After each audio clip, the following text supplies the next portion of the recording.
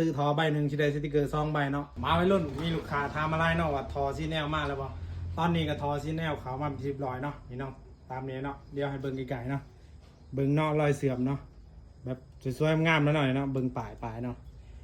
นี่ประมาณนี้เนาะอันนี้คล้องเขามาใหม่เนาะซีมีทั้งคล้องเว็บลอยแล้วก็ทั้งรอย10 ไม้เนาะเว็บลอยในใส่ได้ทุกรอยเนาะซื้อว่าเว็บลอยเนาะรอยเก่ารอยใหม่ใส่ได้เนาะนี่เนาะเดี๋ยวให้เบิ่งข้อถออันนี้เป็นข้อของรอย10เนาะข้อรอย10 ไม้เนาะถ้าว่าข้อแบบนี้ใส่ได้แล้วเนาะแต่เบิ่งข้อเป็นข้อเว็บลอยเนาะอันนี้เป็นข้อของเว็บลอยเนาะตัวนี้เนาะแล้วก็ซื้อไปตอนนี้เนาะเฮาสิมีโปรโมชั่นเนาะสติกเกอร์2 ใบเนาะมีสติกเกอร์สังจันทร์ซีแนลแล้วก็มีสติกเกอร์ซีแนลนี่เนาะตามนี้เนาะ